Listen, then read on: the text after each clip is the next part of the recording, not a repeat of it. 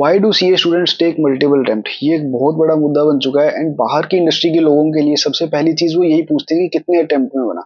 तो क्या ये इतना इंपॉर्टेंट है ये अटेम्प्ट्स, एंड क्यों सीए स्टूडेंट्स को मल्टीपल अटेम्प्ट लगते हैं, हम इस वीडियो में जानने की कोशिश करेंगे। एंड कैसे अगर आप एक सीए स्टूडेंट है जो कि फ्यूचर में अपीयर करना चाहते हैं सीए के एग्जामिनेशंस के लिए, या फिर आपके अटेम्प्ट लगे हैं, तो कैसे उन अटेम्प्ट्स को बचाया जा सकता है, या कैसे आप फर्स्ट अटेम्प्ट में क्लियर कर सकते हैं, उस चीज की हम बात करेंगे। I will share my experience कि कैसे मैंने फर्स्ट अटेम्प्ट में सीए इंटरमीडिएट के एग्जाम्स को क्लियर किया था। तो आइए शुरू करते हैं वीडियो को। तो सबसे पहले देखते हैं कि अटेम्प्ट्स लगते क्यों हैं, कितने बच्चों के लगते हैं। तो एक चीज देखो कि यार एक पासिंग परसेंटेज आईसीआई का फिक्स्ड है, वी कैन नॉट से इस तरीके से कि उन्होंने फिक्स किया हुआ है, बट आपको भी पता है कि एक उनका टारगेट चलता है कि इतने ही स्टूडेंट्स को सीए बनाना है, इतने स्टूडेंट्स क्लियर करने हैं, because you have to manage the demand supply gap, right. तो उसके कारण होता क्या है कि 80 to 85% या 90% जो है फेलियर रेट है, एंड 10 से 15% सक्सेस रेट आता है, यानी कि 10-15% बच्चे पास होते हैं एक अटेम्प्ट में। ऑब्वियसली जो बचे हुए 80-85 वो नेक्स्ट अटेम्प्ट में पास होते हैं, बट कहने का मतलब ये है कि एक फिक्स्ड परसेंटेज के हिसाब से ही पास होते हैं। अब एक चीज समझो कि भाई आप क्या कर सकते हैं ऐसा, यानी कि क्या वो 15% वाले बच्चे ऐसी चीजें करते हैं जो 85 वाले नहीं करते, एंड क्या वो 85 वाले चीजें ऐसी कर सकते हैं जो कि वो 15 की कैटेगरी में आ जाए। तो हम इसी चीज के बारे में इस वीडियो पे बात करते हैं। तो पहले डिस्कस करते हैं कि क्या वो चीजें ऐसी है जो 85 वालों को 85 की कैटेगरी में लगती है, इसको हम प्रॉब्लम्स के नाम से जानेंगे। एंड इसके बाद क्या ऐसे सॉल्यूशंस है जो इन प्रॉब्लम्स को सोल्व कर सकती है, उसको हम सॉल्यूशंस की कैटेगरी में डिस्कस करेंगे। तो सबसे पहले हम प्रॉब्लम्स जानते हैं, ठीक है। अब अगर सबसे पहली प्रॉब्लम देखें ना, तो मैं एक चीज नोटिस करता हूँ कि कई बच्चे ऐसे होते हैं जो कि फास्ट ट्रैक लेक्चर्स या इन सब चीजों पे घुस जाते हैं। उसके कारण होता क्या है, स्टार्टिंग में घुस जाते हैं, मतलब they do not take regular batches. उसके कारण होता क्या है कि वो लोग ऐसे टीचर से पढ़ते हैं जो सिर्फ एग्जाम ओरिएंटेड होते हैं, वो कंसेप्चुअल क्लैरिटी पे इतना फोकस ही नहीं करते, रट्टे पे ज्यादा फोकस करते हैं, जिसके कारण अल्टीमेटली आपका कंसेप्ट क्लियर नहीं होते और एग्जाम में आप फंबल करते हैं। तो सबसे पहली चीज तो यही है कि क्लासेस को कंसेप्चुअल क्लैरिटी से देखिए। इसके साथ ही लिंक्ड एक और प्रॉब्लम भी है कि हम लोगों को क्या लगता है कि हम क्लासेस देख रहे हैं ना तो हमारी पढ़ाई हो रही है। नहीं यार, ऐसा नहीं होता। आप रियलिटी में समझना, आप अगर कोई लेक्चर देखते हो 2 से ढाई घंटे का, आप उस 2 से ढाई घंटे के लेक्चर के एंड में देखोगे, अगर आपके टीचर रिवीजन कराते हैं, वो 15 मिनट में उस चैप्टर को रिवाइज करा सकते हैं। वो 2.5 घंटे के पूरे लेक्चर को 15 मिनट में रिवाइज करा सकते हैं। इसका मतलब एक चीज समझोगे तो वो कंसेप्ट जो था, एक्चुअल में जो पढ़ाई थी वो 15 मिनट का ही कंटेंट था भाई। आपको उसको समझने में 2-2.5 घंटे लगे, है ना।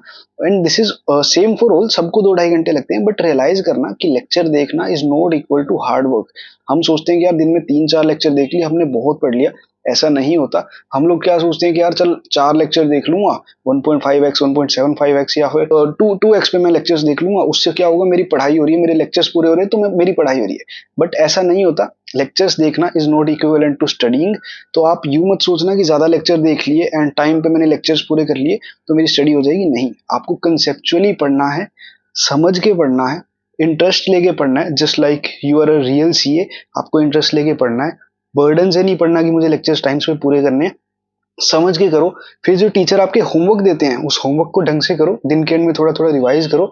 इस तरीके से आपको अपने लेक्चर्स देखने हैं। तो पहली प्रॉब्लम हमने ये डिस्कस करी कि हम लोग just for the sake of watching lectures lecture देखते हैं, not for the conceptual understanding. तो हमें कंसेप्चुअल अंडरस्टैंडिंग लेनी है, पहली प्रॉब्लम तो ये है। दूसरी एक प्रॉब्लम आती है नॉट वर्किंग हार्ड। हर एक जना जो सीए चूज करता है उसको पता है कि सीए हार्ड वर्क रिक्वायर करती है, डेडिकेशन, सेक्रीफाइस, सबको पता है। इवन बाहर की दुनिया वालों को पता है, तो सीए स्टूडेंट्स को तो पता ही होगा।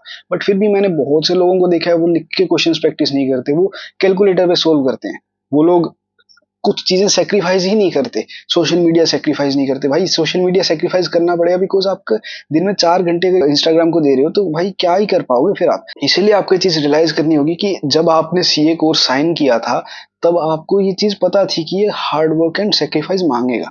तो अब जो सेक्रीफाइस देने का टाइम है तो उसको सेक्रीफाइस दीजिए। ऐसा नहीं है कि अभी भी आप लाइफ इंजॉय करते जा रहे हैं, क्योंकि जब टाइम है इंजॉय करने का तब इंजॉय कीजिए। बट अभी स्टडी का टाइम है तो स्टडी पे फोकस कीजिए। मैंने देखा है कि लोग नहीं करते मेहनत इतनी। This is a problem. कई लोग ऐसे होते हैं जो नोट्स भी नहीं बनाते क्लास के, वो सिर्फ लेक्चर्स देखते हैं, समझ आ गया ठीक है। वो लोग लिख के भी नहीं देखते, तो वो मेहनत नहीं कर रहे, अल्टीमेटली होमवर्क नहीं कर रहे, कैलकुलेटर पे सोल्व कर रहे हैं। उसके कारण क्या होता है, अल्टीमेटली वो सफर करते हैं बाद में। तो ये थी दूसरी प्रॉब्लम। इसके बाद एक प्रॉब्लम आती है जो बहुत लोग फेस करते हैं, जिसके बारे में बोला भी कम जाता है। ये प्रॉब्लम है कि मेजोरिटी सीए स्टूडेंट्स आज की डेट में अपने कमरे में बैठ के अकेले कोने के अंदर बैठ के पढ़ाई करते हैं लैपटॉप की स्क्रीन के आगे। उनसे बात करने वाला कोई नहीं होता, उन अपनी प्रॉब्लम शेयर करने के लिए उनके पास कोई नहीं होता, एंड एक अंदर ही अंदर वो स्ट्रेस और एंग्जाइटी के अंदर घुटते जाते हैं, क्योंकि सीए के अंदर मैं देखता हूँ डर का माहौल ज्यादा रहता है लोगों के लिए, बिकॉज डर का माहौल बनाया जाता है, आपको बनाया जाता है ताकि आपको कंटेंट बेचा जा सके, ठीक है। तो डर का माहौल बनाया जाता है, ये दिस इज द रियलिटी।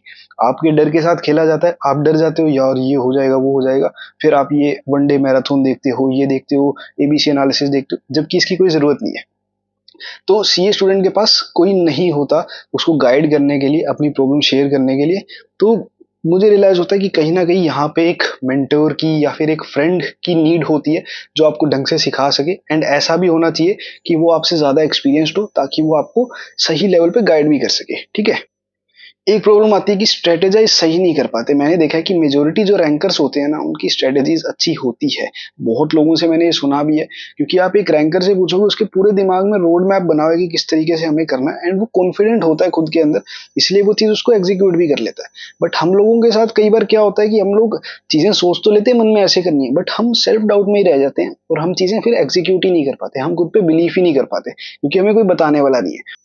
तो इसी के साथ मैं आपको इंट्रोड्यूस करता हूँ प्रेपका के साथ। Prepca is India's best CA mentorship programme provider, इसके अंदर एक्सपीरियंस मेंटर्स के साथ आपको मिलवाया जाता है, एंड वो अपने एक्सपीरियंस के साथ आपको पर्सनलाइज्ड मेंटरशिप प्रोग्राम्स प्रोवाइड करते हैं, जिसके साथ आप अपने सीए एग्जाम्स को एस कर सकते हैं।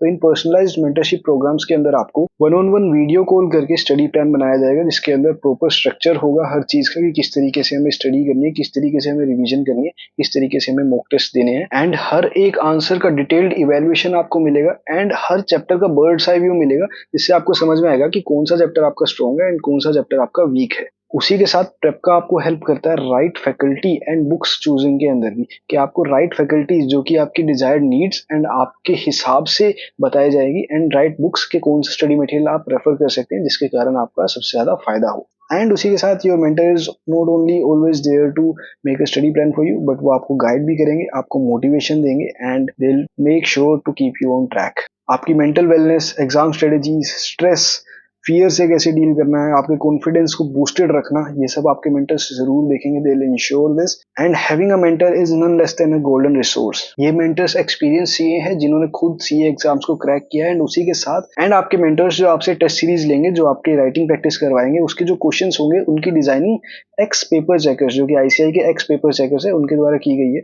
तो उससे आप इंश्योर कर सकते हैं कि आपको बेस्ट क्वेश्चंस की प्रैक्टिस करवाई जा रही है। एंड इसी के साथ आप प्रेपका को चेकआउट कर सकते हैं through the given link in the description, and make sure कि आप एक अच्छा मेंटर चूज कीजिए अपने लिए। एंड ऑल्सो सिंस प्रेपका के जो मेंटर्स है वो पर्सनलाइज्ड गाइडेंस प्रोवाइड करते हैं, तो there is not unlimited number of students who can enroll into this sessions. प्रेपका हर अटेम्प्ट के अंदर ओनली 225 स्टूडेंट्स को एनरोल करते हैं अपने मेंटरिंग सेशंस के अंदर, and there is a queue for that. And अगर आप ये क्यू को क्लियर करके directly 1-to-1 free mentoring session पे जंप करना चाहते हैं, तो आप डिस्क्रिप्शन में दिए गए फॉर्म के साथ रजिस्टर कर सकते हैं। Do not forget to use my coupon code Kartik. इस कूपन कोड को यूज करके you can directly clear the queue, and आपका फ्री मेंटरिंग सेशन रजिस्टर हो जाएगा। So do not forget to check out the description and register for the mentoring sessions. चौथी problem ये बोलती है कि भाई आप आंसर लिख के क्यों नहीं देखते। आपको कितना मर्जी कंसेप्ट समझ में आ जाए, कितना मर्जी मुश्किल से मुश्किल क्वेश्चन आपके टीचर ने बना के आपको करा दिया, पर अगर आपने खुद ने लिख के नहीं देखा तो प्रॉब्लम आएगी। क्यों आएगी? क्योंकि एग्जाम में भाई आप एग्जामिनर को ये नहीं बोलोगे देख मुझे कंसेप्ट आता है दिमाग में, नहीं, आपको उसको प्रेजेंट करके आना है। एग्जाम में नंबर प्रेजेंटेशन के ही हैं, तो एट द एंड करना तो प्रेजेंट ही है ना भाई। तो presentation is the main thing, and आपको वो चीज आनी चाहिए। तो इसीलिए कितना मर्जी कंसेप्ट आता हो, बट अगर आप राइटिंग प्रैक्टिस नहीं कर रहे, ढंग से प्रेजेंटेशन नहीं कर रहे, तो एग्जाम में आप अच्छे से नहीं कर पाएंगे। अगर आपको कंसेप्ट अच्छे आते हैं तो may be in life you will be a good CA, आप अच्छे से चीजें बता सकेंगे, क्लाइंट्स को गाइड कर सकेंगे, बट एग्जाम में आप एस नहीं कर पाएंगे। तो इस चीज का ध्यान जरूर रखना कि राइटिंग प्रैक्टिस हमें भरपूर करनी है। पांचवी चीज है कि लोग रिवीजन ढंग से नहीं करते, वो लास्ट तक ज्यादा टाइम छोड़ते नहीं, जिसके कारण मल्टीपल रिविजन्स नहीं हो पाती। तो ये भी एक प्रॉब्लम आ जाती है सीए स्टूडेंट्स के साथ। तो यार याद रखना, शुरू से डिसिप्लिन से चलो, मल्टीपल रिविजन्स करनी है। रिविजन्स कैसे करनी है इसके लिए भरपूर वीडियोस है, आप मेरी ये वीडियो भी देख सकते हैं रिवीजन स्ट्रेटेजी वाली, इससे भी आपको समझ में आ जाएगा 2.5-3 महीने में रिवीजन स्ट्रेटेजी कैसे बनानी है। तो ये थी गाइस, हमने कुछ प्रॉब्लम्स डिस्कस करी कि किस तरीके से हम सीए स्टूडेंट सफर करते हैं एंड किस तरीके से हम प्रॉब्लम्स का सोल्यूशन ले सकते हैं।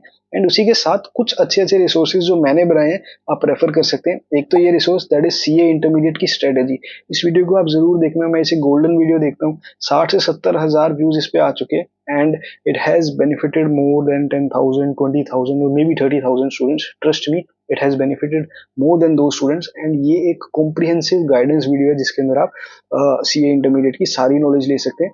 एंड उसी के साथ साथ मैंने सब्जेक्ट स्ट्रेटेजीज डाली हुई है, फेनमैन टेक्निक है, एक्टिव रिकॉलिंग है, रिवीजन ऑडियोज है, किस तरीके से इन्होंने मुझे हेल्प किया, मैंने इसकी हर एक चीज की डेडिकेटेड वीडियो बना रखी है, तो आप वो भी जरूर चेकआउट कर सकते हैं।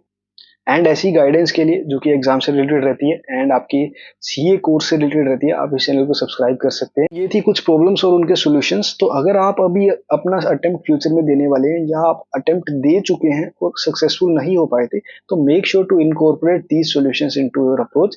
आप अगर कंसेप्चुअल क्लैरिटी से लेक्चर्स नहीं देखे तो आई वुड सजेस्ट कि आप यूट्यूब पे अपने टीचर्स की रिवीजन वीडियोस देखिए या फिर may be fast track lectures या ऐसा कुछ परचेज कीजिए, एग्जाम ओरिएंटेड बैचेस परचेज कीजिए एंड कंसेप्चुअल क्लैरिटी से लेक्चर्स को देखिए।